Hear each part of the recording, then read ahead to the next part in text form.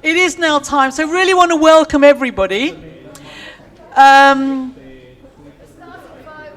Yeah, we are actually officially starting, so my God, silence is wonderful. So huge welcome to the 2021 Jewish Voice for Labour Fringe meeting at the Labour Party conference.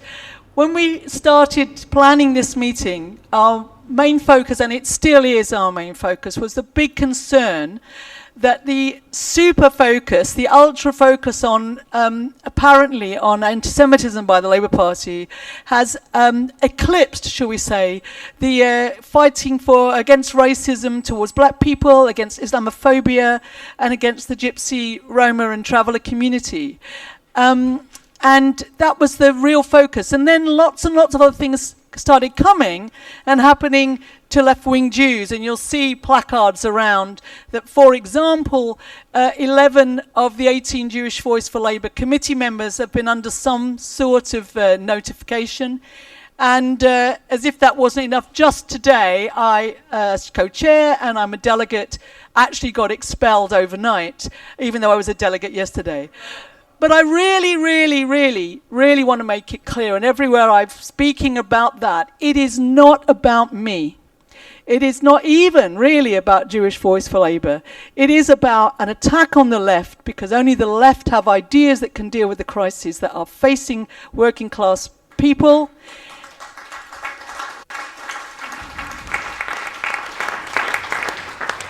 And it is about diminishing the serious rise of the populist right and the attacks that will follow, well, are already following, on those communities, the racialized communities I've already mentioned. And we're really delighted to have as our guest speaker Andrea Gilbert from Labour Black Socialists. And I know we have another guest at the back of the room. I hope she maybe I shouldn't point, somebody else from Labour Black Socialists. If she waves at me, I'll give you a name. She's not sure. Yeah, Ekwa Bayenu, who's on the Women's Committee and on the Socialist Health Association Committee, and a fantastic fighter, but I know she has to go somewhere else, which is a shame because we won't get to hear her from the floor. But thank you for coming. So there are seats at the front if people need it. But one of my comrades suggested that I announce that I'm taking a big risk by appearing on a platform with myself.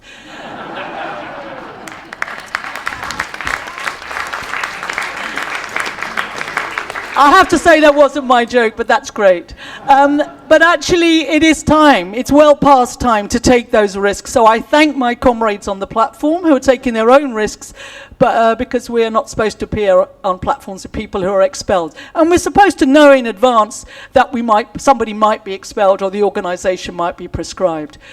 So I don't want to focus on my expulsion. I really don't. But this is just the sort of exemplar extraordinaire of what's been going on in what is, frankly, if this is not too unprofessional, a shit show. So I'm being told I've got to wind up in 2 minutes, but I'm going to wind up now. So our speakers are going to be Richard Kuper and Mike Cushman from Jewish Voice for Labour, and as I've already said, Andrea Gilbert, who we're really delighted to have as our main guest speaker. But we're going to start with Richard, and I'm going to hand over a minute in advance to Richard to speak. Thank you.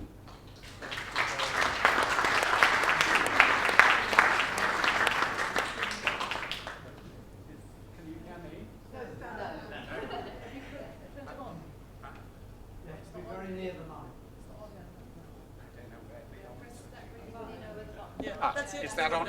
And you have to be very close. And I have to stand up? Well, that's okay. Right, okay. Just sit down, Richard. Oh, no. I'm told I have to sit down. You can see I'm very compliant with whatever rules are made and however rapidly they change. I'm told I need to get closer. Is that coming through all right? Okay? Right, well. Sorry. Is that better? Okay, great. Thank you. I think we've got it sorted. Jewish Voice for Labour was founded in July 2017, and we had our public launch here at the Labour Party conference that year. We did so as Jewish members of the Labour Party, attracted by the radical programme offered by Jeremy Corbyn, recently elected, then re-elected leader, against the hostility of the party machine, the majority of MPs, the old Blairites, and others. These others included Labour's Zionist affiliate, the so-called Jewish Labour Movement, which campaigned and voted against Corbyn on both occasions. Despite its name, it obviously does not speak for all Jews in the Labour Party. It cannot and does not speak for those of us who do not accept, for example, the centrality of Israel to Jewish life worldwide. It is not that Jews are naturally radical or naturally conservative, but as Murray Glickman argues in a post on our website this week, we have a particular history and a particular set of ethical traditions which have predisposed us historically towards being radical. We are obviously talking, as I say, of a predisposition, not an iron law, born in specific historical circumstances and changing for many Jews in Britain today. When Ed Miliband was leader of the Labour Party, round about 15% of Jews voted Labour, whereas in the post-war period, the vast majority of Jews and large numbers of MPs were Jewish radical members of the Labour Party. It's always attracted Jewish members. But we needed, we felt, a Jewish, not a Zionist voice for Labour. And if I can quote from a few of the things we said in our statement of aims, our political priorities are universal human rights and dignity, justice for all, freedom of expression and democracy in the Labour Party. Our mission is to contribute to making the Labour Party an open, democratic and inclusive party. As such, we aim to strengthen the party in its opposition to all forms of racism, including anti-Semitism, broadening the party's appeal to all sections of British society. We take inspiration from the long history of Jewish involvement in the socialist and trade union movements and in anti-racist and anti-fascist struggles. Nothing has changed. Just as many Jewish groups emerged in the wider society saying "not in my name" in relation to Israel in the past decades, so it was essential to have a Jewish voice standing out against the mad rush to label Labour as an unsafe space for Jews. It isn't, and it never has been. Except recently. Let me add, except recently, for us. Okay, fighting all forms of racism was always a key objective, but our work was increasingly focused on opposing what rapidly developed into a witch hunt, ostensibly for anti-Semites, but in practice largely of left-wingers, especially advocates for Palestinian rights. I can only repeat that the evidence shows that the incidence of anti-Semitism in the Labour Party, while real, is small, certainly lower than in the Tory party and further to the right. Fewer than 0.4% of our members have been so accused, while popular perception, fed by the mainstream media, believes it to be 1 in 3. That is the scale of the exaggeration that has become the common sense of our time, and that some people like Jeremy Corbyn have had the temerity to challenge. Most of the accusations of anti-Semitism were actually about trenchant criticism of Israel in the face of its cruel wars on the Palestinians and its ongoing settler colonial encroachment on their lands. It is here that the highly contentious IHRA definition of anti-Semitism has done huge damage, eroding our right to free speech by feeding a culture of fear about saying anything at all on the topic of Israel. I'll say a bit more later. Most of the so-called anti-Semitism took the form of tropes on social media, the use of phrases and images which can sometimes be problematic. From cases we have seen, a few showed real anti-Semitism, hatred of Jews, but more often they're the product of a lack of understanding of the issues rather than such hatred. We have no doubt that the only effective way of dealing with them is by open discussion, by education, with disciplinary action a last, not a first resort. Okay. Anti-Semitism of course, needs to be discussed and opposed.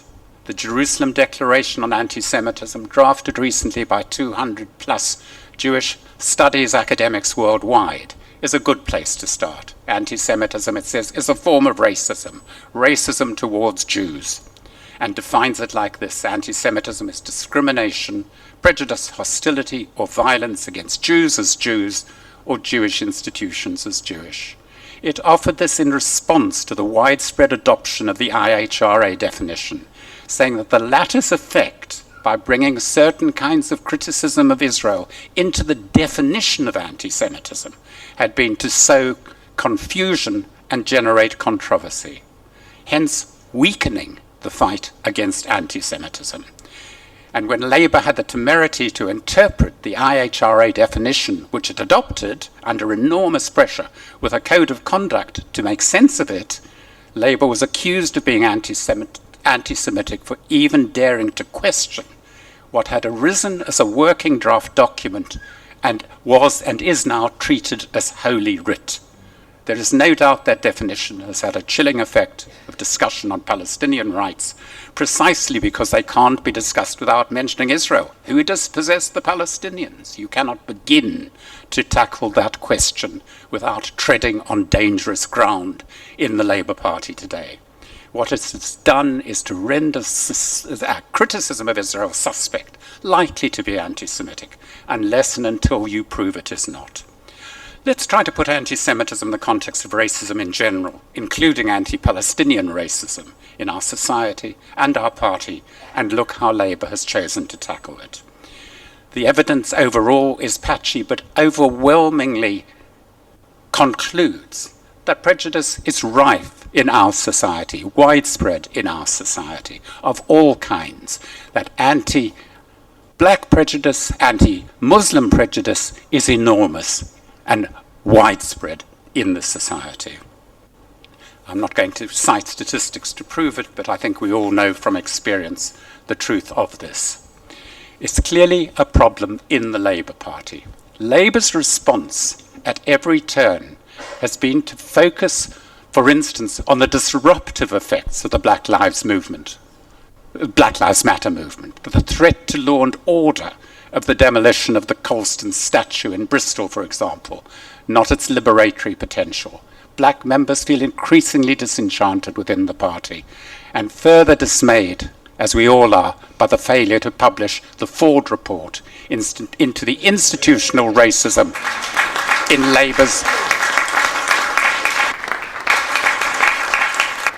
Labour's own structures. Muslim members as well feel increasingly disenchanted by the Labour Party. Just to quote a figure, in the Labour's Muslim Network survey, over 1 in 4 Muslims has direct experience of Islamophobia inside the Labour Party.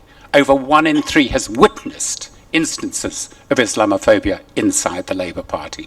These are the kinds of racism that Labour is not recognising and not facing up to. Here is my own MP, Keir Starmer, in a wide-ranging interview in the New Statesman last week, who said, "The battles we've had in the Labour Party in the last 18 months have pretty well all been about anti-Semitism.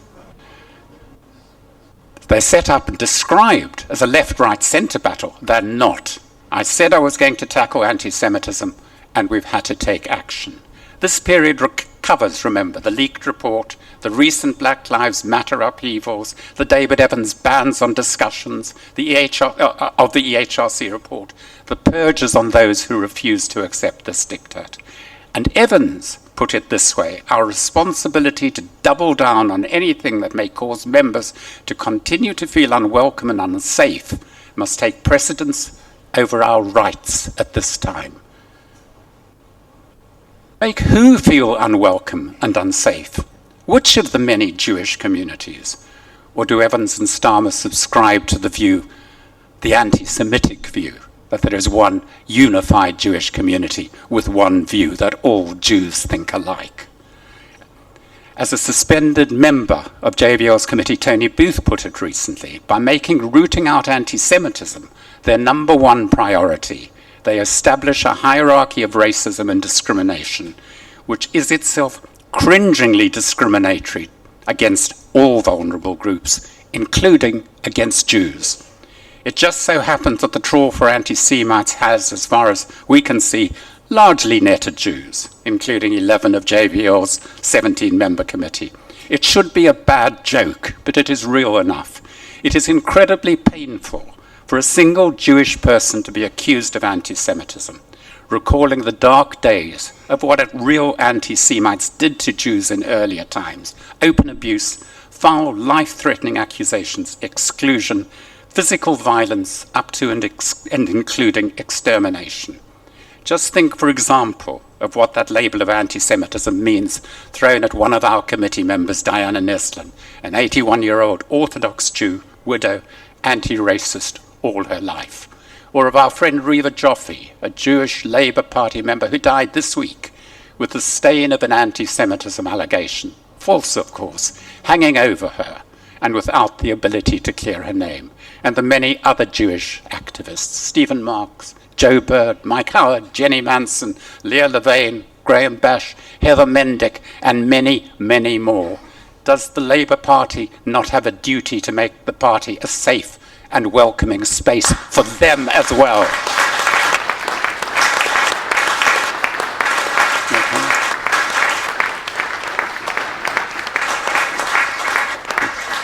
We have seen anti-Semitism and the legitimate fears of it that all Jews have, cynically exploited and manipulated to gain factional advantage in a project that threatens the very future of the Labour Party as a radical force.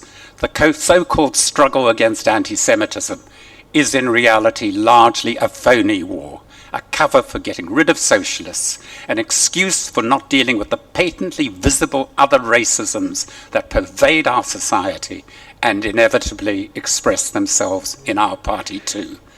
And it has not made the positions of Jews safer in our party or in the wider society. On the contrary. Thank you very much.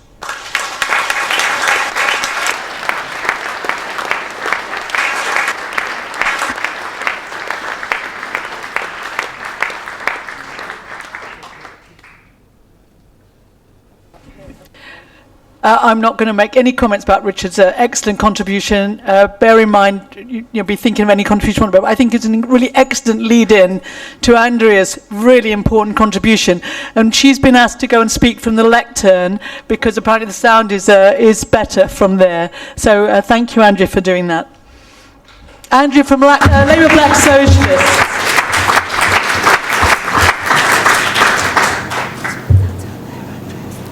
Problem. Okay, cool. Hi everyone, thank you for having me here. It's not on. Oh. Can you hear me now? Yeah. Hello everyone, thank you for having me here this evening, and solidarity to all left-wing Jews. It's an absolute pleasure to come here and speak about the experiences of black members in the Labour Party. So for me, if you don't know who I am, I actually didn't join the Labour Party to fight racism. I actually joined it to end homelessness. That's what I'm passionate about, and that's what I will continue to fight. But over the course of the pandemic, I did join Labour Black Socialists, which actually was formed in 2018 for black members to obviously get together. I'm talking about black members in the sense of political black members, so we've got black, Asians and other ethnic minorities within the group. What we were obviously trying to achieve with the group was for black members to obviously become more motivated and fighting and organising for issues that concerned all of our communities. However, when I joined in 2020, I literally joined at a time where members were demotivated, demoralised, due to the fact that they were making complaints about racism that they had faced and they were being completely ignored. And from that, we decided that we wanted to organise, but we didn't know how we were going to go about it. I didn't actually join the Labour Party to fight racism. I actually joined the Labour Party to end homelessness. And I joined the Labour Black Socialists during the pandemic, and we literally, from then, were fighting racism within the party. So racism in the sense of, social media posts that were posted by members, they were sent into the Labour Party and ignored for 4 years. So from 2017, members have been making complaints about racism towards them, and unfortunately it was either ignored or quite dismissive in the responses, which was really unfortunate. So during, obviously, we formed groupings and we decided that we were going to campaign for an anti-racist Labour Party, and we also refused to campaign for MPs that are not, you know, fighting racism or allowing racism to take place and doing nothing about it. So we had an interview with Howard Beckett and exposed it, and basically the response was pretty negative, to be honest. We ended up in Guido Forts and received even more racial abuse. And some of us did get in trouble as well through exposing it, which I don't really care about because I'm going to continue exposing it anyway. So, you know, we are completely ignored. We are continuing to be ignored. We've written to Keir Starmer, we've written to the NEC, nobody's responded to us. The only response we got was from Angela Rayner's team, and she said that they were basically going to pass it on to David Evans. He hasn't got in touch with us, so we are where we are. You know, during the course of taking this action, we've got support from groups like JVL, who have really, really supported every action that we've taken with this. And without groups like this, we would pretty much be on our own. And, you know, we've also got the issue with the Gipsy Roma Travellers as well. They're completely excluded. So working with these groups, it's given us more of a confidence to be able to go out there and continue the work that we're doing, fighting for ourselves, but also working in solidarity with these groups. So moving forward, like, well, today, we've ended up in the Voice paper, which is the biggest black paper, and, you know, it's been exposed what's going on in the Labour Party, which is absolutely fantastic. And, you know, we don't want Keir Starmer to continue to ignore it, but if he continues to ignore it, it's going to go get bigger and bigger and bigger, because you know what, we're not going to stop fighting it at the end of the day. We don't donate our money to this organisation to take racial abuse. I did not join this party thinking that racism was happening here. I thought I was amongst socialists, and at the end of the day, it's clearly not that. Do you know what I mean? And that's why we are where we are with fighting racism within the Labour Party. I guess moving forward, you know, we're going to obviously continue fighting it, but we're also going to continue campaigning in the Labour Party because we believe that it's the right thing to do and it's the right vehicle to make the changes that we need for structural racism and systemic racism to be challenged. And, you know, it's just unfortunate that we are literally not supported by the leadership in any sense at all. It's unfortunate that that he hasn't even bothered to communicate with us through email, and it's unfortunate that we've had to expose it publicly. Like, we didn't want it to get this far, but obviously it's had to go this route. And, you know, we're just going to continue to battle on, to be honest. And we've got people that are running for councils being blocked, like, through the disillusionment of being in the Labour Party. I'm now the only African and Caribbean woman running for election in the council next year from my constituency. And one part of the constituency has 55% black and Asian people, and not one of those councillors are black or Asian. So it's absolutely, you know, disgraceful what's going on, and it's not bringing any more black people into the party. I'm seeing droves leaving. I'm seeing droves leaving with mental health issues. I'm seeing droves leaving unmotivated, demotivated, and disillusioned. And it's absolutely shocking that nothing is being done about it. And it's literally being left to us to keep on fighting. And, you know, if we, like I said, if we didn't have that support from other groups, like, it literally would just be us continuing the battle and not getting anywhere with it. So I like to, you know, express my gratitude and thanks to JVL and the Gipsy Roma Traveller community for supporting us with what we've been doing and trying to achieve in terms of making the Labour Party an anti-racist party. Do I think that we can achieve it? We can achieve it if we have all of you guys supporting us and continuing to show out. to our events, obviously continuing to see on socialist telly as well. Do you know what I mean? All of that helps us to bring out exactly what black activists are doing. Not all of us are here to, you know, fight racism all the time. That's not what we want to do. But at the end of the day, like, you know, we have to do it because we're fighting for our existence here. We're not fighting for careers, we're fighting for our existence. Do you know what I mean? Not all of us want to be councillors or MPs and that we just want to be activists, but we want to be in a safe environment, not an environment that makes us feel unsafe and not able to have our voices heard. So I just think that, you know, what I'd like to see from the leadership is to engage with us and to find out exactly what's been going on and to actually do something about it, or you're going to continue to see a lot of good black members leave and not participate in the party. And at the end of the day, I'm not being funny, but the engagement with the black community outside of the party is a joke as well. Do you know what I mean? People are not getting involved.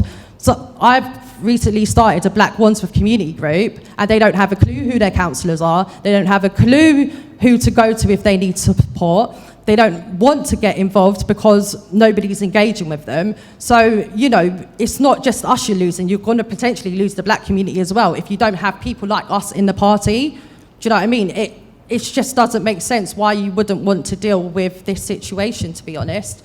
So, yeah, I basically hope that we do get listened to. Do I think we will? I doubt it, not from the leadership side of things, but I'm blessed that I've got comrades that will come out and show out for us, and that's all I can think of. We're obviously going to continue fighting, we're going to continue raising our voices, and we're also going to continue fighting other issues as well, not just the racism in the Labour Party. Obviously with employment, 40% of black people were kicked out of work. Black women are 5 times more likely to die during pregnancy or birth. Exclusion rates for black children they're 4 times more likely to be excluded from school, in particular African and Caribbean boys. There's just so much going on within our community. And you know what, to be honest, fighting racism in the Labour Party is the last thing that I should even be prioritising. I should be prioritising my community, and it's not happening because Peter Starmer and his team are not engaging with the members that have been affected by this. So at the end of the day, if you sort this out, then we can go back to what we actually joined the party for, which was to fight for our people's voices to be heard. That's literally all we want to do. So thank you for having me this afternoon.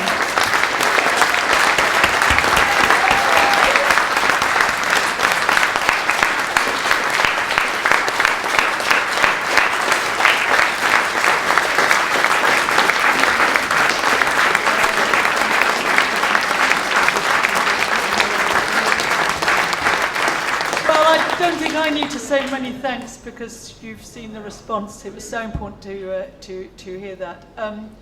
Just before I introduce Mike, who I did actually forget to say something at the beginning of the meeting, which was very remiss of me, very bad sharing. The meeting is being videoed, so if anyone has any concerns about being associated with us terrible people, please make sure your masks are on, keep your head down. Etc., etc. But I'm sorry that I didn't announce that at the beginning. Tough, I'm afraid.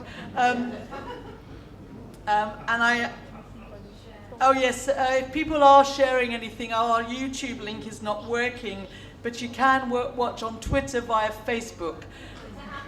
Twitter and Facebook, sorry. Look, who's telling me this stuff? Sorry, those who understand what this means, you can watch. So if people are tweeting that, let people know. Enough from me. I'm really pleased to hand over to Mike Cushman, who's another member. He's on the what we're calling now JVL Bingo. I'm the only one with a cross on it yet so far. Mike's on the board as well, and Mike is going to talk about the particular work on the EHRC. Just to let people know at the back that there are some seats nearer the front, and please, if you can quietly make your way down, you can be more comfortable. Over to Mike. Thank you. Okay. I get the task of having to follow Andrea. It's always tough. Salam alaikum and shalom. Greetings to friends and comrades, and even that small group who are both. I shouldn't have to say this, but I will. Anti-Semitism is a threat to the lives and well-being of Jews and a corruption of our society. You know, why do I have to say that?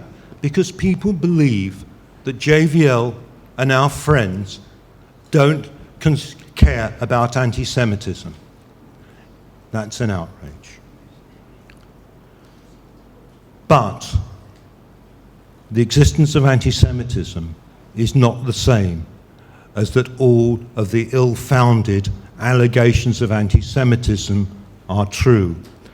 Those ill-founded allegations that are being used to silence and expel members from our party.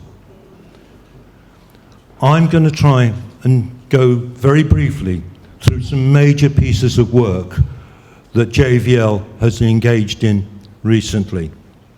The response to the JLM dossier of so-called anti-Semitism actions, our book on the EHRC, why did the EHRC get it so wrong, our support for the Labour activists for justice claimants, and our 2 submissions to the EHRC and Ford. We have been busy. And I want to do a call out to our co-chair, Jenny Manson, for the heroic work and the heavy lifting she's done in putting all these together.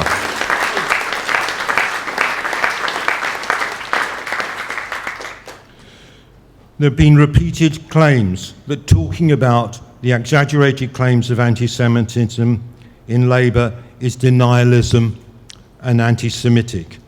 But again and again, we see flimsy allegations taken out of context being used as proof of anti-Semitism, and the ludicrous claim that it undermines Labour's ability to campaign against any form of racism. Many of us have asked them, what does this mean? Anyway, where is the Labour campaign against racism that we're meant to be undermining?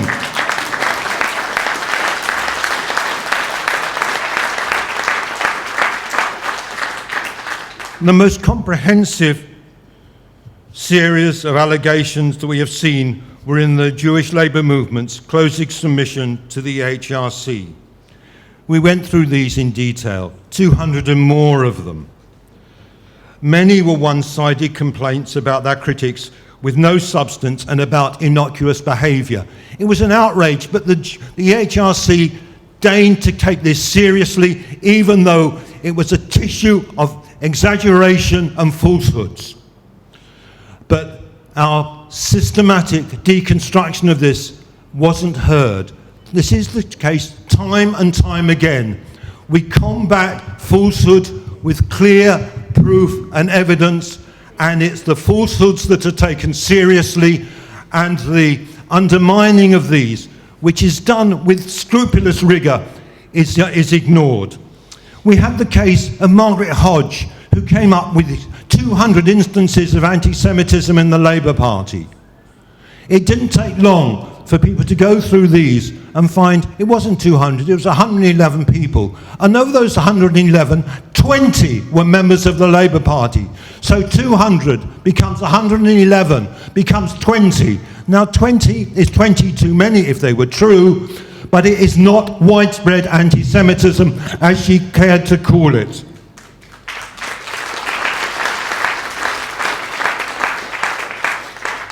Now, our book on how the EHRC got it so wrong showed that the EHRC report, that report which is being used to embolden the witch hunters, showed little respect for evidence and less respect for the law.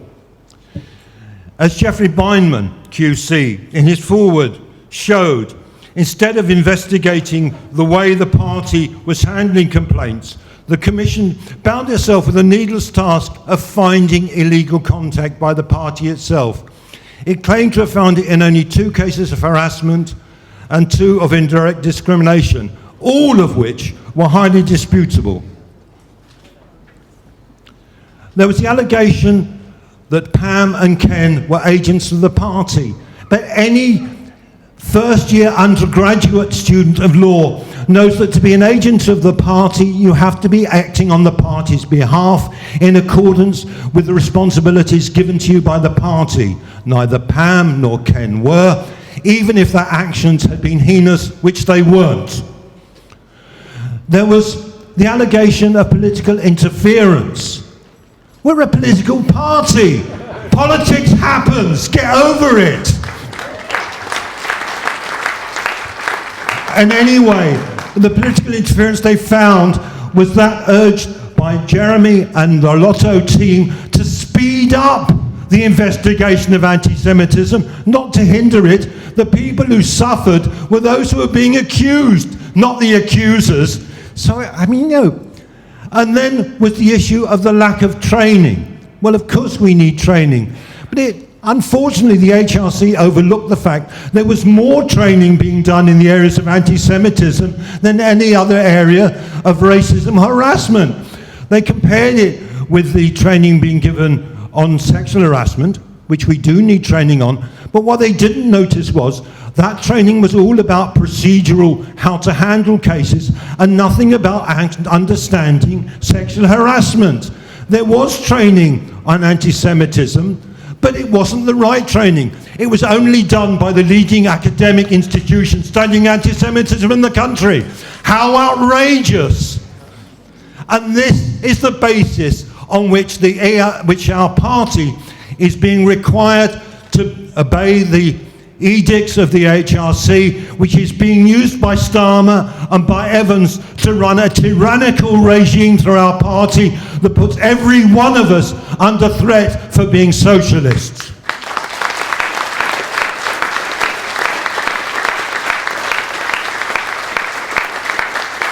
The HRC did not do the basics. There was no investigation of the prevalence of anti-Semitism. They cited the word anti-Semitism 485 times in the report, but they never got round to telling us what they meant by it. They blamed Jeremy for the wrongdoings of Ian McNicol. Now, Jeremy is responsible for many things, but even in the most worst days, he was never responsible for Ian McNicol.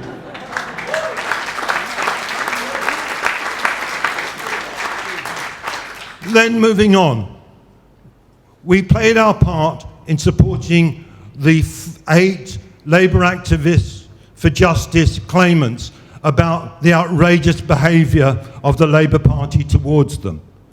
We put a lot of effort into that. We put a lot of your money into that. And it was a disappointing and unexpected judgment. But we exposed the party's dissolute, corrupt practices. We showed the huge generosity of donors who realised the injustices and supported our comrades. That because of taking the cases, many of the plaintiffs had their cases dropped. Now, that wouldn't have happened. They were innocent because they protested. If they hadn't protested, they would have been guilty. The NEC Code of Conduct mysteriously came out from behind the curtain and was put into public view. And so the Code of Conduct under which people were being tried was actually revealed to them. This was secret justice. They were being told they'd disobeyed something which they hadn't been allowed to read. And the whole campaign that anyone who is accused is not allowed to speak about it has been seriously undermined. Most recently, we've made 2 submissions to the EHRC and to the Ford inquiry. What have they said? That in effect, Labour has aided and abetted efforts to define JVL members out of Britain's Jewish community. We're not allowed to be Jews according to them. We're something else. I don't know what we are. If I'm not a Jew, what am I? I'm a socialist, yes, but I'm also a Jewish socialist. And excluding us from any element of political power in the party. No action has been taken against those who have repeatedly disputed, maligned, and mocked the Jewishness of Jewish socialists. The Labour Party is targeting those who question the interpretation of anti-Semitism. Understanding racism is complex. Understanding anti-Semitism is possibly the most complex aspect of all. But if you care to say, let's look under the cover, let's try to understand this thing so we can combat it, then you are an anti-Semite. Trying to understand what you're trying to combat makes you an anti-Semite. Sorry, can someone explain this to me? I'm getting confused. We're accused of denialism. That to say that these accusations are ill-founded is to deny anti-Semitism. No, it's not. It's to say if you're to attack anti-Semitism, you have to be precise, you have to be laser-like, so you can actually get those offenders in your sights and deal with them as they need to be dealt with. They've been ignoring the complaints by socialist Jews. I put in complaints to the Labour Party. Not one of them has ever been examined as far as I can tell. Complaints about myself personally and about JVL as an organisation. They've set up an advisory board at the EHRC's request, which is meant to be representative of the Jewish community, not of Jewish communities. And this is a way of saying that that JVL does not have a right to speak upon behalf of the Jews who trust us to speak on their behalf.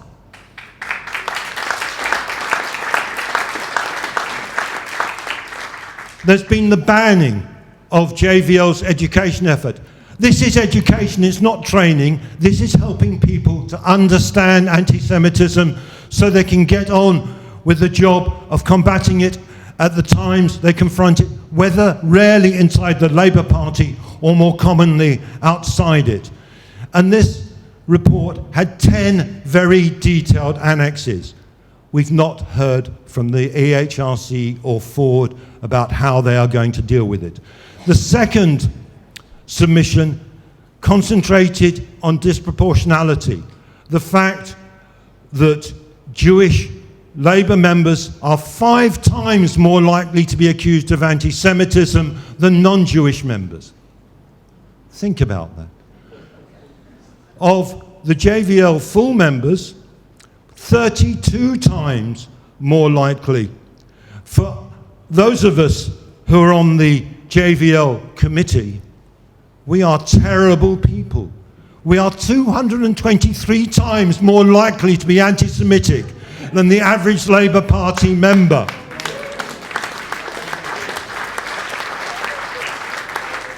I've always wanted to be 223 times better at something than everyone else, but I've never managed it before, and I haven't managed it this time. We've shown the failure of the duty of care, that the way the Labour Party has pursued people who are in caring responsibilities, who are ill, has harassed them, has not given them time to respond to these outrageous allegations, and has made them ill. We've detailed more on the effect of rejecting or ignoring the complaints made by JVL members of anti-Semitism and our experience of bullying and harassment. And the way that the action plan that the party is trying to get us to adopt has eliminated socialist Jews from its concerns. We've become, in what my latest article says, unpersons. Those people who Orwell described as not being worthy to be listened to be erased from the photographs, like Stalin took Trotsky out of the photographs celebrating the Russian Revolution. I'm not comparing myself to Trotsky. I'm not a Trotskyist. But he was a good Jewish lad. You in a minute. He was a good Jewish lad. Only the Zionist tradition of Judaism is recognized by the party. Bundism, that tradition, that strong Jewish tradition that says we make our lives here, making it better for us and better for everybody else.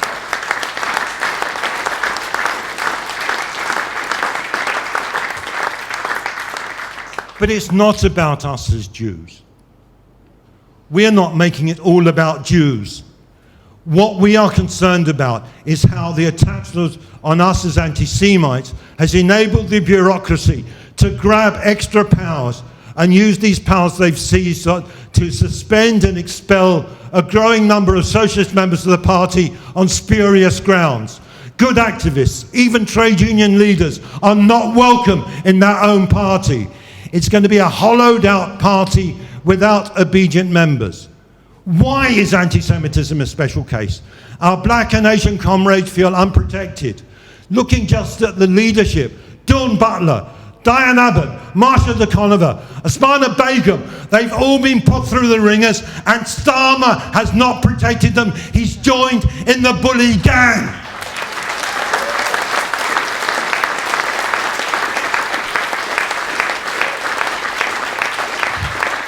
But of course, I do have to say, he has occasionally spoken up for people.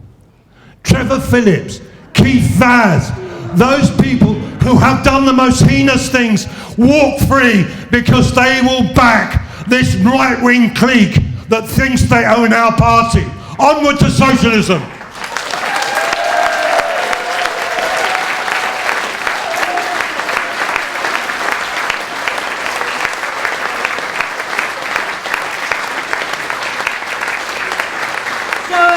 Huge thank you to Mike, literally unstoppable. I did try, but I failed. My apologies in terms of time. My timekeeper was panicking, but I think well worth the extra few minutes. We're going to try and keep the next session as tight as possible, but this is your time. But actually, it's not quite your time, because just before it's your time, I would like to bring in Jenny Manson, who is the co-chair of JVL, particularly because she was allowed in the conference venue, and whether she'll be allowed in tomorrow is another question, but not as a delegate, so she's not as dangerous as me. But she did hear some of the debate on the rule changes that need to be made, and I know she would like, Jenny, maybe you'd come up here, literally just a couple of minutes, because we do want the rest of the time, as much time as possible, for your questions and contributions, comrades. Thank you. Can you hear me? Can you hear me? Okay. Yeah, I'm going to be very quick. I want to actually mention something about the mainstream media first.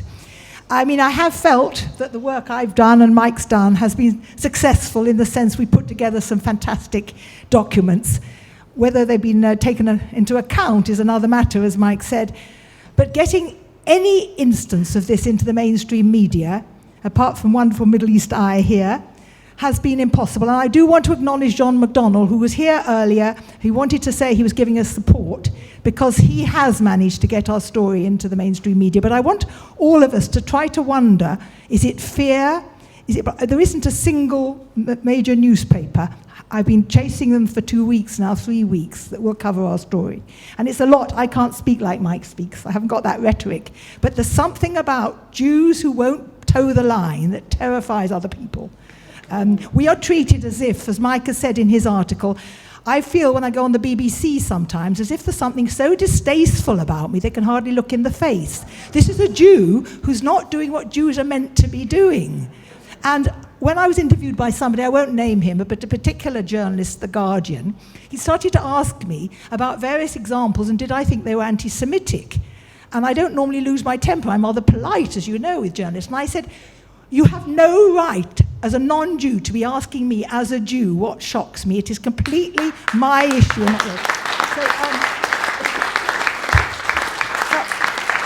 So now I want to get on to something much more boring. Mike is right that the EHRC and Ford haven't yet done anything about what we've asked, but what we are doing is engaging with the EHRC further about the action plan, because actually it's not as exciting and sexy and interesting as the number of us who've been charged with anti-Semitism, but in terms of breaking the Equalities Act, it's probably our strongest argument, because as Mike said, the advisory board was not only was there no consultation with the Jewish stakeholders, but there's no representation of any of the Jewish groups who aren't popular with the Labour Party, the Haredi Jews, us, secular Jews. And this afternoon, I only heard a little bit of it. I went in, I just got the end of Anna Dyer. Did people hear her? She was probably good. And then I'm afraid I heard a Jewish person and a Muslim person telling me what a relief it was for me now. It's now safe in the party. It's been terribly unsafe. How dangerous it has been, how wonderful the party is, how brilliant the action plan. And actually, it was unbearable to listen, and I walked out. Did other people feel the same? If anybody was there and heard anybody who spoke against that, I must say that would cheer me up. But the action plan might become the story, despite what they're saying. Thank you. Thank you, Jenny. It really is time, but actually I realise in coming in a bit late myself, who's got the roving mic? Anyone got the roving mic? Thank you, Glyn. So if people would like to just indicate if they want to ask a question or a contribution. My aim is not to be going backwards and forwards to the front, but each of the speakers will get a chance to sum up at the end. So I've got a comrade at the back with the hand up. A woman here with the red hair. Sorry, guys, I know you're Anna. Okay, and a woman there and a gentleman there, and then I'll come over to this side. I've seen you, sir. Sorry, right at the back. The lady's standing up with the grey hair. There, with her arm up. Thank you. And if you could try and keep to a minute or two, just so I can get as many people in as possible. 1 minute. My timekeeper is she's going to beat me up afterwards. Okay. Metaphorically, I emphasise, not literally. Thank you, Chair. I'll try and keep it brief. I have to say I'm feeling incredibly emotional. I've just come out as a delegate from the conference. I feel that we were smashed. And I feel that we were smashed because we were not organised. We did not have a clear line.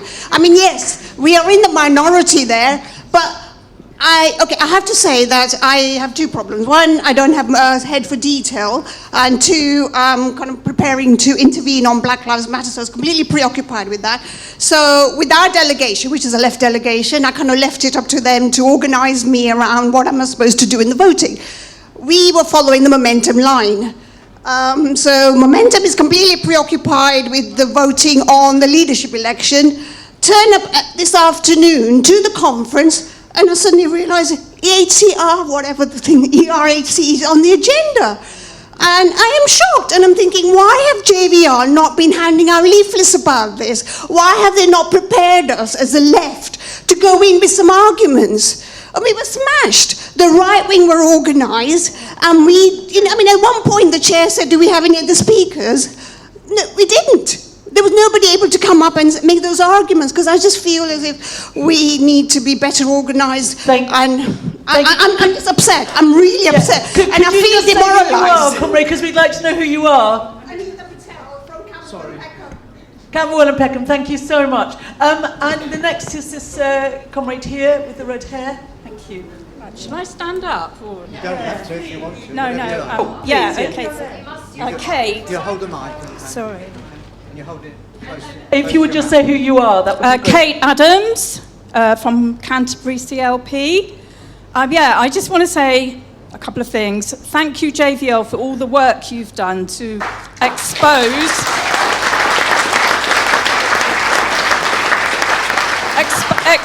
the false narrative of anti-Semitism, which is a stain on the Labour Party. And I want to thank you for supporting people like Andrea as well, for raising the issue of black anti-racism and injustice. But I also want to say that the Labour Party must be a safe and welcoming space for immigrant people. And it has not been to date, Our party has built detention centres. Our party has collaborated in charter flights, denied migrants benefits. That we have the most racist Tory government, I think, that we've ever had at the moment, and the most racist immigration bill, with the Borders and Nationality Bill, which is criminalising asylum seekers. I just want to say that there is a fight back about this. I work for a small charity, and we are seeing people being imprisoned for boat steering, for assisting illegal immigration. We're supporting those people. Sorry? We're supporting those people with finding lawyers for them. But there is also campaigning going on outside Canterbury Crown Court on the 22nd of October, Movement for Justice, which is an organisation that fights for immigrant rights and includes asylum seekers in their campaigning, will be highlighting the abuse of asylum seekers through this bill. They're fighting for Nabil, an asylum seeker, one of the people in the hotels. We've heard about the scandalous conditions in the hotels. Nabil is charged with illegal immigration. Can I just ask you one, just because we just don't want to get as many people in as possible. Okay. I'll just wind up. He's been charged with illegal immigration. He's from Sudan, where he was tortured. So people are going to be outside the court, and I'm trying to help build that movement. Also, quickly, in Labour Briefing, there's an article about Osim Brown. I'm really sorry. Who won his campaign against deportation. We absolutely support that, and if you give us more details, we'll share them. Thank you very much. Sorry, the next comrade was just slightly further back, that woman with her hand up there, and then there's a gentleman over there. Thank you. Sorry to cut you short, it's really important. We will share it. Hello, I've only just come in out of the conference. I'm a bit worried about all these cameras. We did announce we are videoing, so... It's JVL that's videoing, is it? No, it's being streamed. Oh. Yeah, but it's out there. Sorry. Okay. Okay, all right. Well, I was very upset, like a speaker just now said, because it seemed that if you were opposing the new disciplinary measures, you were anti-Semitic and racist, and it would be very difficult to get up and speak because it did feel very well organised, and nearly all speakers on the side of the new measures, though there were some who weren't. And something that was definitely missing, I know why, it's because everyone's been suspended and expelled, but that there were no Jewish voices against the measures.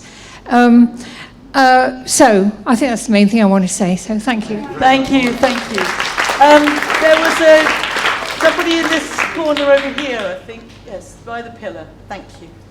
And then I'll come to this side. Thanks, comrades. Matthew Jones from Glasgow Cathcart. The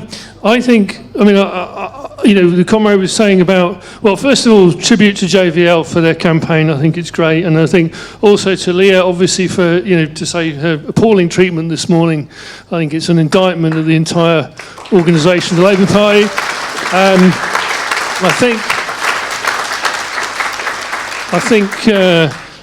The attitude of the media and of the right wing and of the ruling class is based on fear.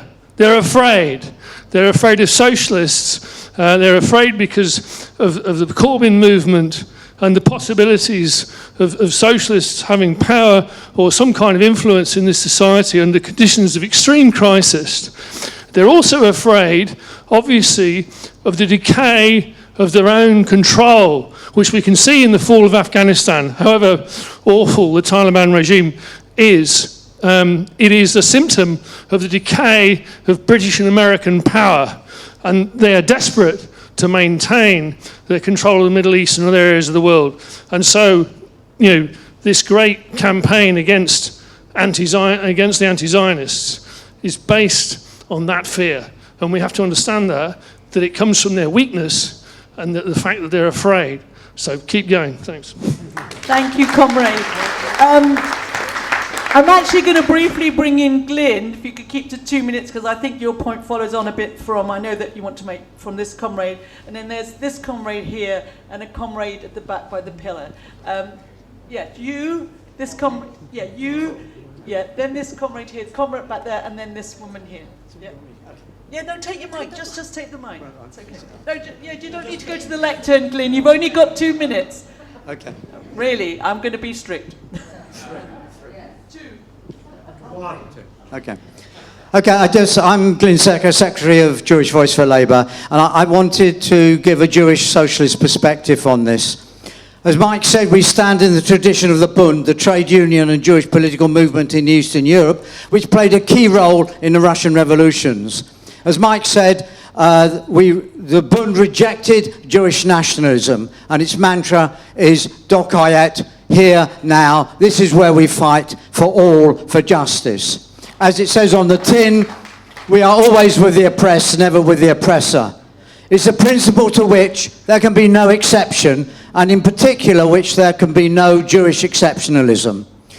Britain's Industrial Revolution was made possible by the vast wealth from its empire. It was built on the backs and the bodies of the colonial victims.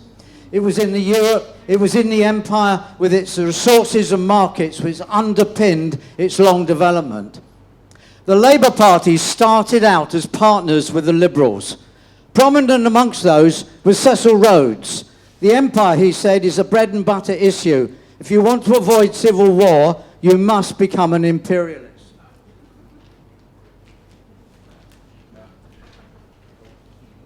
Tony Benn once observed that the Labour Party has never been a socialist party, but a party with socialists in it. Its early associates including leading socialist imperialists, the Fabians, upper middle class, senior civil servants, Joseph Chamberlain with his municipal socialism and his ransom that the rich should pay in order to stay in control, and the Webbs, founders of the LRC, Labour Representation Committee, forerunner of the Labour Party. They were eugenicists, theory of racial supremacy. Many skilled unions had developed from class societies which guarded their social status and were hostile to outsiders. Lynn, you've had 2 minutes already, so you've got one more. They were vulnerable to the ideas of liberal and social imperialism, sometimes carrying the day at the TUC. Bevan's secretary in 1945 Labour government was an imperialist. Okay, so as the general unions got moving, they actually maintained the principles of socialism. But today, Western domination and neo-colonialism ensures supplies of labour and raw materials and markets. Transport, housing and the NHS were built and staffed by immigrant labour. David Olusogun's programmes on the TV show how the NHS continues to depend on racialised minorities. Yeah, Glenn, sorry. Corbyn had threatened the whole of Western neo-imperialism in the Middle East. So to the Labour Party, the leaked report exposed an historic skein of racism embedded in its permanent bureaucracy. This attack on the left is a Blairite neoliberal move to regain control. What is new is Starmer's project to decouple the party entirely from the Labour movement. It can be characterised as a power grab by Fabianism and neoliberalism. So in Bob Crow's words, if we want to stop them chasing us, we have to stop running, we have to turn round and fight. Comrades, now is the time. Thank you, Glenn. Thank you for rushing that. I've got 3 comrades lined up. I don't know what you're going to focus on, but I would be really grateful if I'm not telling you to change what you're going to say, if the comrades who want to speak particularly about anti-black racism or Islamophobia or anti-Gipsy Roma and Traveller would actually come to the fore. But I've got this gentleman by the pillar, this late woman, and then Jackie. That'd be great. Stuart Hill, North Tyneside Council. We have 30 councillors in our area, 100% Labour, 100% white, always 100% white. At our last constituency Labour Party, a black woman, Josephine, stood up and challenged what the situation was. A white male councillor said, "You can't be raising things like this, we need a lot more research." And she said, "I don't want research, I want action, and I want action now." And when she pushed it to the vote, she got overwhelming support for a resolution that from now on, in all shortlists, and the shortlists are taking place from next month, there will be at least one black member on that shortlist, and we're going to see what happens. Thank you, comrade, and thank you for being succinct. Gentleman by the pillar, you can put your hand up. Gentleman by the pillar. No, not this woman yet. There was a gentleman hand up here, comrade here. Yeah, just there. Further back, yeah. I can't see which. Can you wave your hand about? Can you stand up, comrade, please? Okay. Thank you. And just a minute, please, if you can manage to be really succinct. Thank you. Well, thank you, Chair. Fraternal greetings from the Communication Workers Union. And just in case... Sorry, comrade, we can't hear you very well. If you could, thank you. That's really helpful. Thank you. Fraternal greetings from the Communication Workers Union. And I'm Hugh Davis. I'm one of the delegates. Some of you probably haven't seen one of these, but this is what they hand out at conference today. And the one that you're interested in was card vote 16. What the executive did, the Labour Party executive, they put a lot of things which probably lots of people would have supported in bundles. And what I can report, because the card votes have gone in now, 16, 17, 18 and 19. Don't be despondent. My fellow delegate at the back, don't be despondent. What the platform did today, they were well organised. And my dear friend Margaret Hodge, she named a number of people. Well, she named Luciana Berger. Now, I understand she left the party and formed her own. She didn't, you know, we were saying people were being attacked, but why didn't they stay and defend themselves? But we had a number of people there.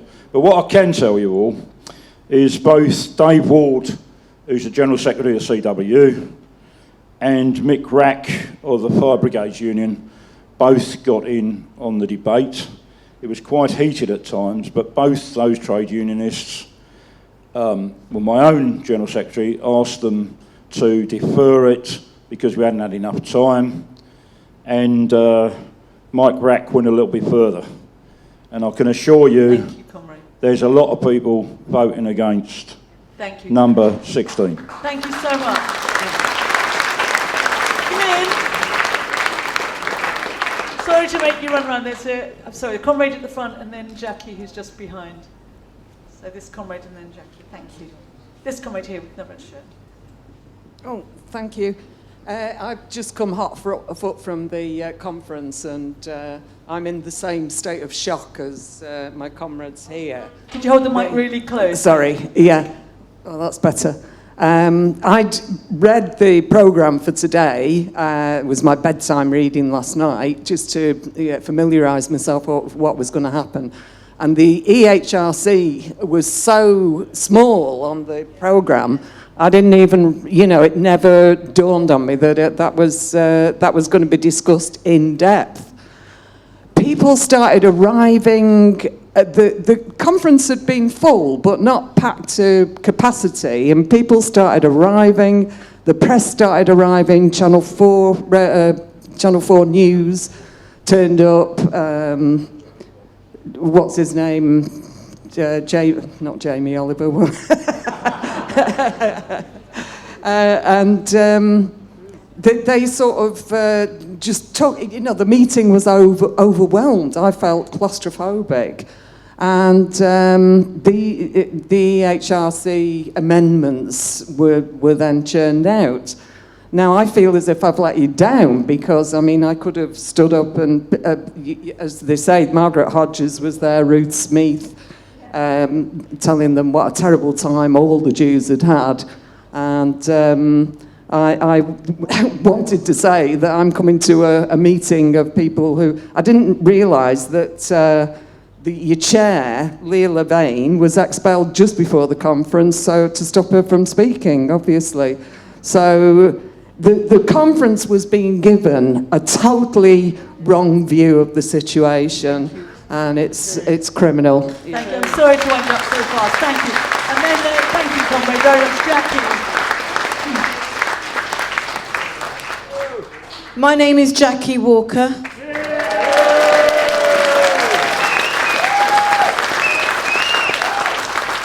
I have the infinite fortune and misfortune to be both black and Jewish.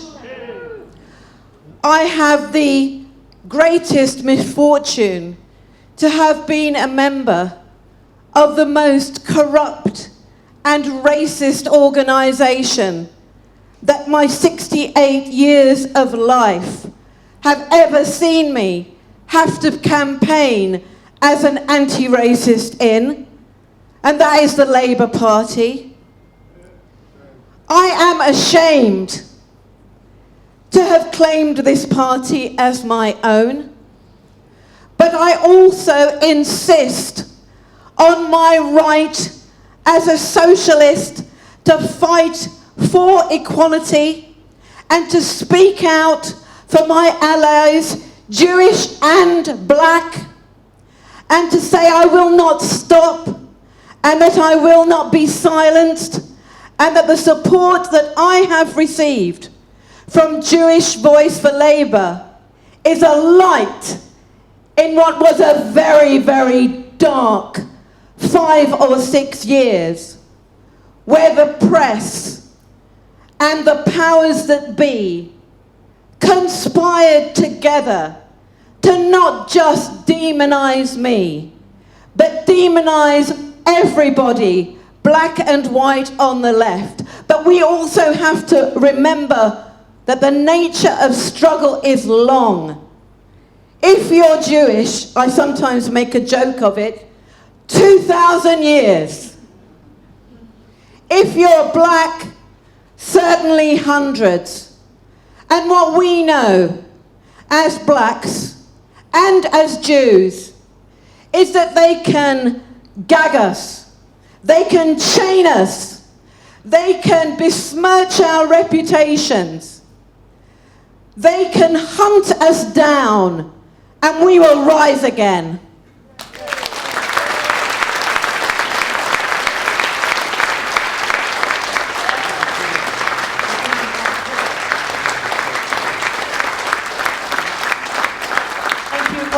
We've got time just for a couple more speakers. I'll take Tony, and then I'll take the gentleman at the back, and the person there. I'm going to be very strict on 1 minute. Tony Greenstein. I don't know whether the previous speaker mentioned it, but Margaret Hodge was made children's minister by Blair in 2006. That was, I think, the most outrageous. I'm going to ask for a time waiver on that. I was the first Jewish person to be expelled, but I wasn't the last person. And I used to say that Jackie Walker and me were just collateral damage. The real aim was to get rid of the Jeremy Corbyn, McDonnell and the Corbyn Project, and unfortunately they succeeded in it. And all I really want to say is that it was never ever about anti-Semitism. That was a complete ruse. It was about getting rid of the left, about getting rid of socialists and anti-Zionists and anyone who threatened the status quo. And they were successful in that, and they've got Keir Starmer, a stuffed dummy who can say absolutely nothing because he can't even challenge Boris Johnson over the slaughter of old people in the care homes. But we have to be clear about that. It wasn't about anti-Semitism. Labour has been the party of imperialism, as Glyn Secker said, the party in many ways of racism. It introduced the Kenya-Ration Immigration Act. It has always demonised asylum seekers.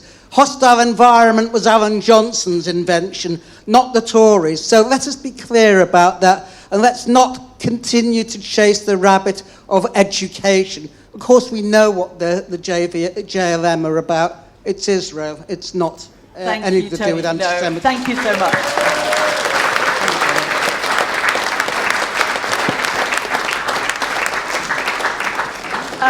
Hi Crispin. I asked Crispin, who does a show every day, if I could be expellee of the week, because he's now got to that, but I'm going to be expellee of the day tomorrow in the morning. And there's another speaker over here, and then that will be the last.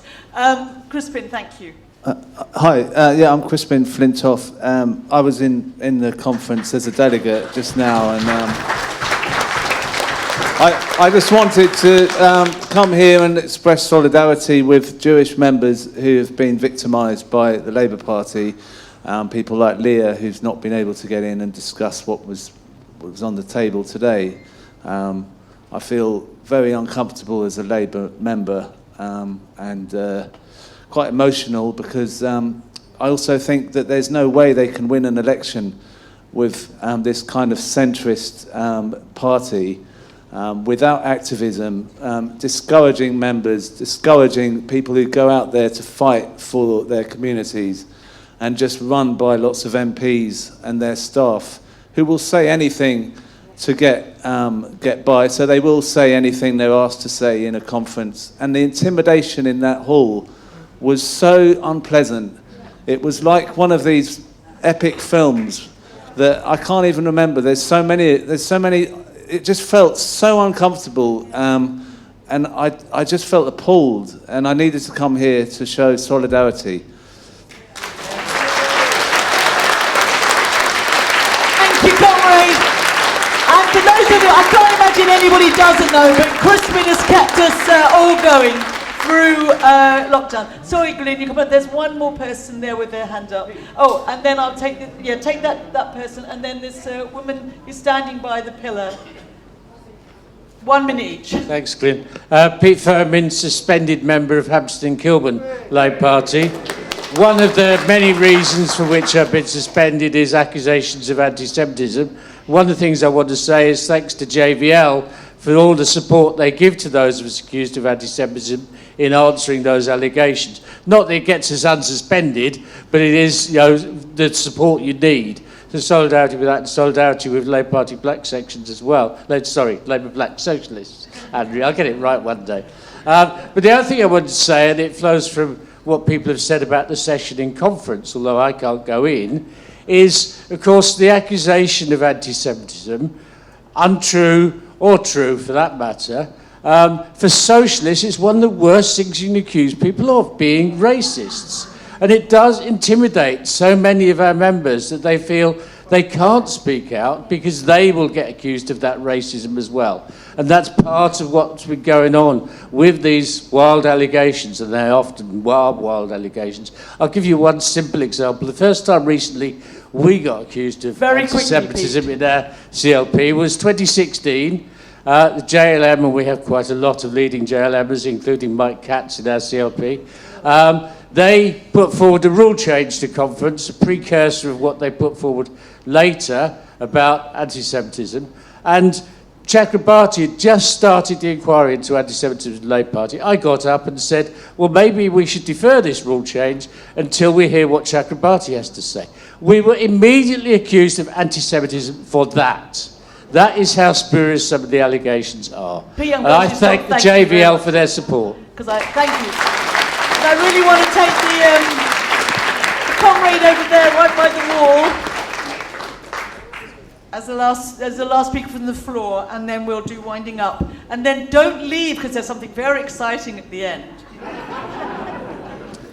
Okay, thanks, Chair. I just want to say solidarity to everyone here who is suffering, and obviously my comrade Andrea is up there, and I'm really pleased to see that she's part of the conversation. I have come from the conference, and I mean, as Flintoff was saying, I just felt really traumatized by what happened today. It was like a real exercise in functionality. It was like being in a family where we're all pretending that this didn't happen and papering over the cracks, and I really wanted to get up. But I didn't. Comrade, can you just come forward because people can't see you? Sorry. Thank you. I wanted to get up on the podium, but I didn't manage to. And I just felt like, there's a massive elephant in the room here, and that is the Ford report. Why are we papering over like a gorge, a ravine, when there's so many unresolved issues? And it just felt like a real exercise in public relations, which was, like I said, psychologically traumatic for me. In general, I just feel like, there's always been solidarity between Jewish people and black people fighting for equality. And we've really got to join together and maintain that fight, because the way that they're kind of trying to split and divide and rule us, and if you support that, you're against this and vice versa, is just a disgrace. It's disgusting. So again, solidarity to everyone else. and just to say that, you know, this is an attack on socialism, but capitalism is falling down around our ears, eyes, you know, we can smell it and feel it, and the climate and what's happening to humanity is going to push us to critical mass. So I just want to say solidarity, please keep doing what you're doing, because we will make the change that we need to see. Thank you.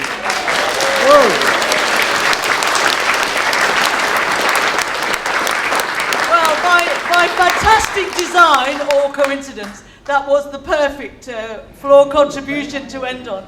But I'm giving our speakers as short time as possible to do their winding up. And we're going to go in reverse order. And Mike, I'm going to be really hard on you. You have 3 minutes.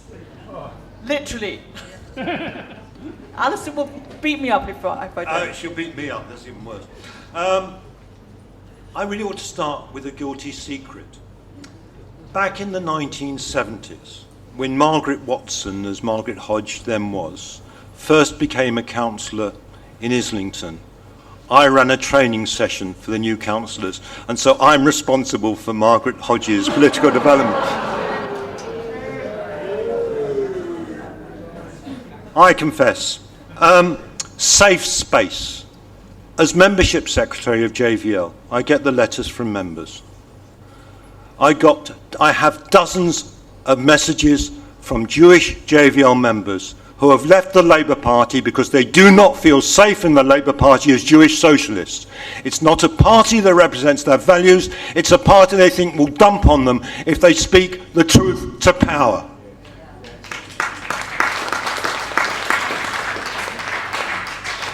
Why was there less opposition this afternoon than there should be?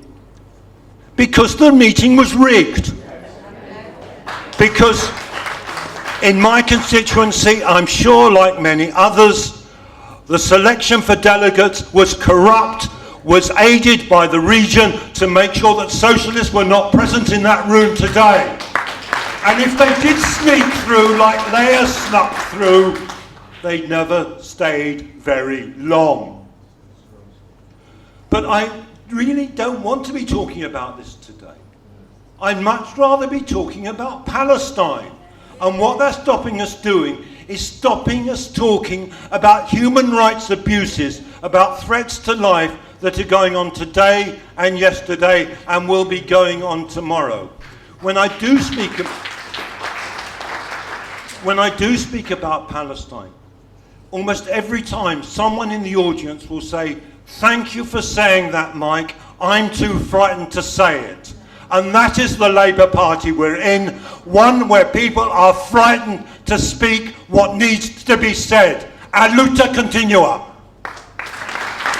Thank you, Mike. That can be on time. Can you just turn your mic off? Thank you. I invite Andrea to do her closing comments. Thank you. Thank you for listening to me this afternoon, and yeah, you know, we're going to continue fighting for black members to obviously have their voices heard, and Keir Starmer, if you don't do anything about it, we will continue to expose it. It's that simple. So you crack on and sort it out, or you'll be in the papers. It's that simple, mate. Thank you for having me.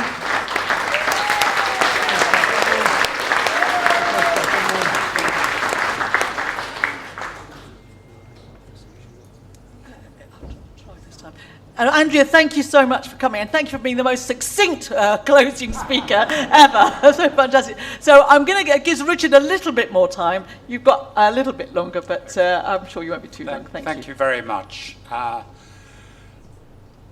often accused by my fellow comrades on the committee of being a sellout because I haven't had a notice of investigation.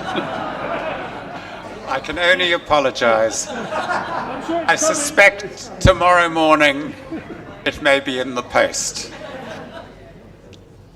I think we have to take stock and be realistic. We have suffered a terrible defeat in the last couple of years, but the issues that gave rise to the Corbyn project have not gone away. Everything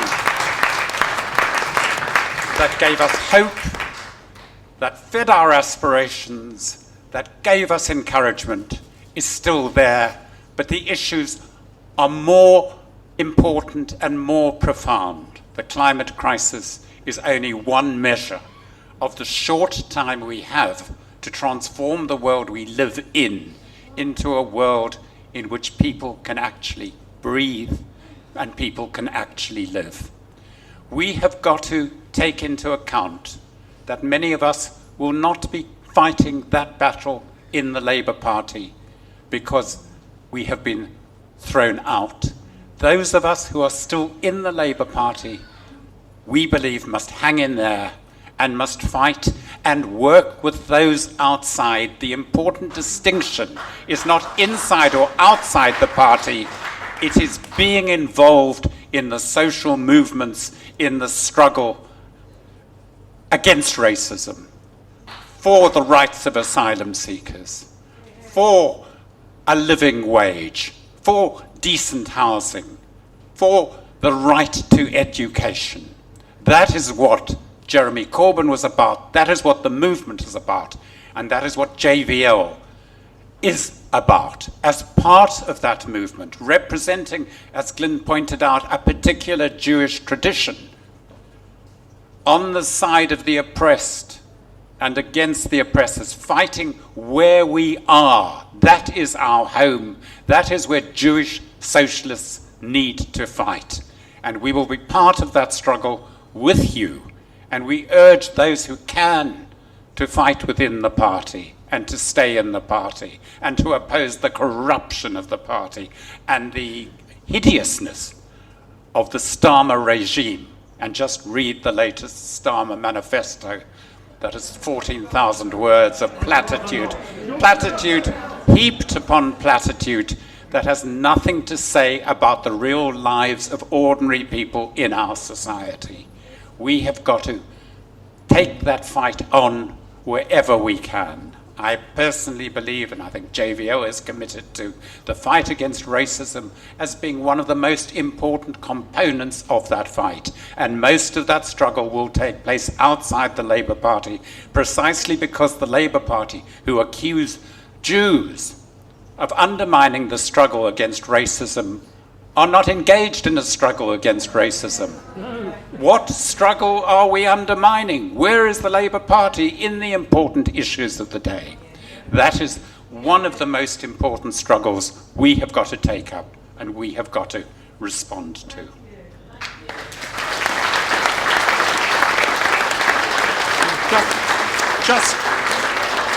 Just to round it out, we've got to be involved full square in building a unified anti-racist movement, rejecting the hostile environment deployed against asylum seekers and refugees, embedding freedom for Palestine in the common sense of our socialist views, campaigning for free speech and the right to dissent, being part of a campaign for a radical Green New Deal to mitigate the impending catastrophe caused by the global climate crisis, driven by capitalist desire and demand for profit at any cost. It's imperative that young people get involved and lead this struggle. We are old, comrades.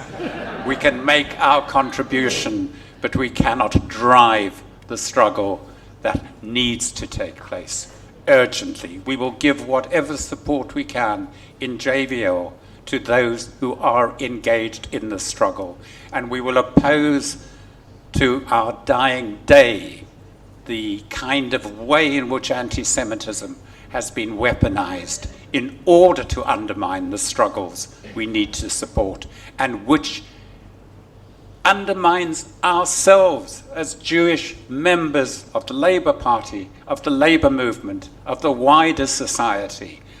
It is using anti-Semitism, the fear of anti-Semitism, to drive people into silence and complicity with what is going on and to make them frightened of standing out. And we, as Jewish members of the Labour movement, as Jewish socialists, will add our voice to help all of those who are accused of anti-Semitism, because we know it is not true.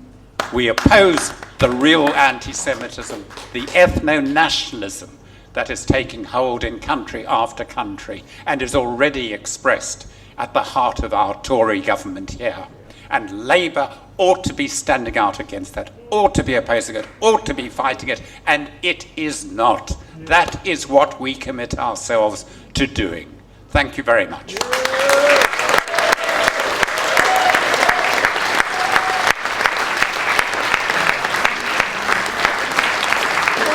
Comrades, no desperation, nil desperandum. Fight, as Jackie said, the fight is long. We thought we'd made more progress than we had. 2 steps forward, 1 step back, maybe 1 step forward, 2 steps back on this occasion. But we're still fighting. I've got a couple of announcements. You've already missed the beginning, but if people want to hightail it and can hightail it to the Palestine Solidarity Campaign meeting, we'd encourage you to do so. Justice for Palestine, of course, at the Holiday Inn.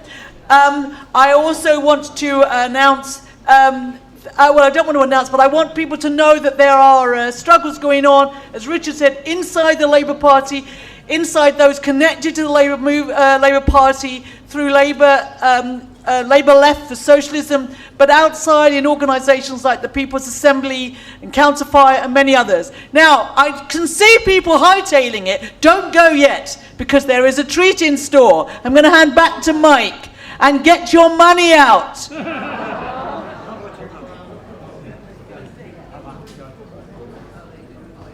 Okay, I'm going to have to do this without microphone. Those of us who have come here before will know I have a role, which is that some of you have come here with far too much money. Money that you are desperate to get rid of. And it's my job to help you in your struggle to not have to carry these heavy wallets home, but to give it to JVL to meet the heavy costs of running this event. We've had one very generous donor, and I want to thank him, but it's left us a long way short. So, those of you